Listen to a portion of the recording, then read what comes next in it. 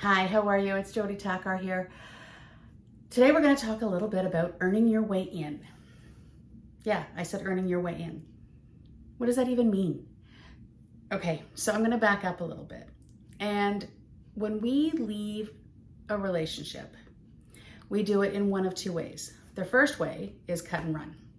We're just out. We're done. We're fed up. We're gone.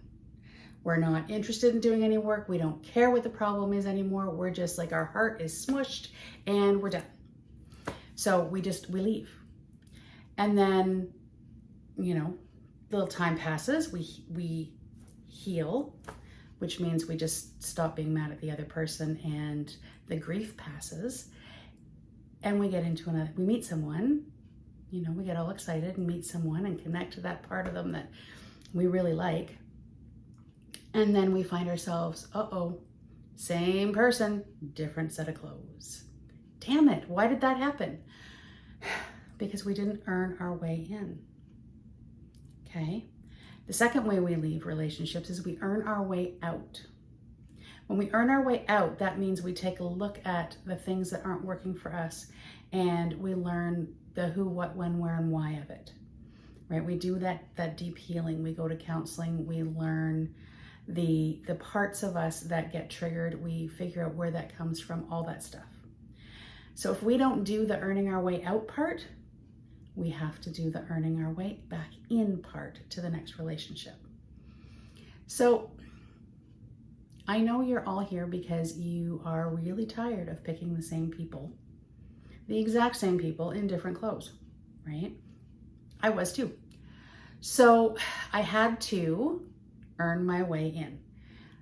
I had to go do the uncover, discover, and discard thing that I always talk about for me and on my relationship patterns. So, if I take my last relationship, I had to figure out all those parts that didn't work for me, all those parts that hit those wounds that he poked at and was like, there you go, there you go. He didn't know he was doing that. Right? But it's all those places where I would get upset and feel unsafe, or I would get, I'd need it to be different, or I would just be so angry, all the fights, all the triggers, all those parts, right? All those places, I had to figure out why they bothered me so much. What was that got triggered? Because it wasn't up here, right? It wasn't the current situation that got triggered. This was the catalyst. This showed me where the next wound was, but this wound that this is showing me up here is actually all the way back, probably from childhood. Not necessarily, but usually, right? We get our wounds poked and get those hurts reignited because we haven't cleaned them up. We haven't healed them. And those are the things that still bother us. Right? So if you were someone that was often, the one I hear is, I'm not worthy, I'm not good enough, right? I hear that a lot. He doesn't love me, she doesn't love me, all those pieces, right? I'm not important in our relationship. Everything I do is wrong. He's very critical. She's very, she picks at me all the time. She wants me to change, right? All that stuff, right? If that triggers me, when when those things happen, they're the wounds I need to go after, and they usually come from childhood. Yeah. One of my really, really big, gaping, huge wounds was, I am not enough. So I settled. I settled a lot.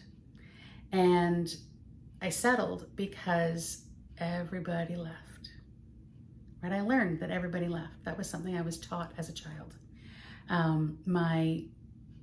And it's through no fault of my parents. It just is what it is, right? My parents were consumed by other things, right? I grew up in an alcoholic home. My dad was doing his thing, and my mom was so busy keeping a lid on everything that she didn't have capacity to deal with me, right?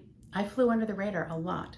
So I learned that I was really not important, right? That's the message I got from it. I mean, it's a whole bunch of really great stuff I got out of it too. I'm not saying my parents were not horrible people.